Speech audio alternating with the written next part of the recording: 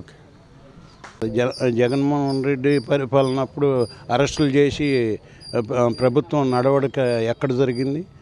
ఉసుక mafia, liquor mafia అంతా mafia ఇదిలోనే రాష్ట్రం మొత్తం భయభ్రాంతులతో బతకాల్సిన పరిస్థితి వచ్చింది.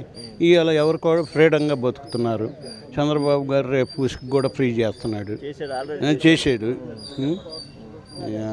ఆయనకున్న చంద్రబాబు గారికి చాలా తేడా ఉంది పరిపాలనా విధానంలో. ఈయన అనుభవం ఉంది, ఏదైనా సాధించగలుగుతాడు. ఆ రోజు అమరావతి అనేది పోలవరం రెండు డెవలప్ చేసి ఉంటే ఈ పాటికి మనం ఎంతో ముందుకెళ్ళేవాళ్ళం. అవి ఇప్పుడు మళ్ళా 2014-19 మధ్య ఏదైతే జరిగిందో అదే జరిగింది తప్ప తర్వాత డెవలప్మెంట్ అనేది లేదు. ఇప్పుడు అది మళ్ళా చంద్రబాబు గారు చేపట్టి డెవలప్మెంట్ ఇదిలో తీసుకెళ్తున్నారు. తొందరలో అన్నీ పూర్తి చేస్తారు బాబు గారు. ఇప్పుడు మేము చూసినట్టయితే కొడాలి నాని కానీ అంబటి రాంబాబు గారు వీళ్ళందరూ కలిసి తొడలగొట్టారు. మేము పోలవరం పూర్తి చేస్తాం, ఇది చేస్తాం, కాసుకో జగన్ చెప్పేసి ఇవన్నీ తొడలగొట్టినంత మాత్రాన వాళ్ళు పీకింది ఏం లేదు.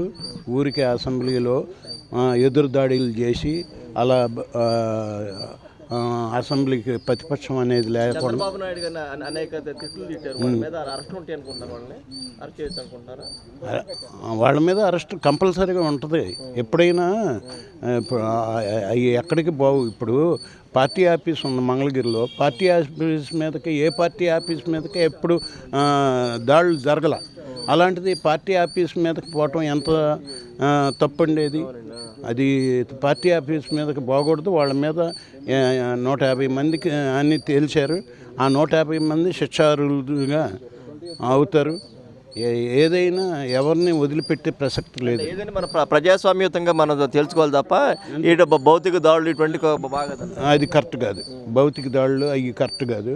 ప్రజాస్వామ్యంగా తెలుసుకోవాలి అంతే. సరే, ఓకే.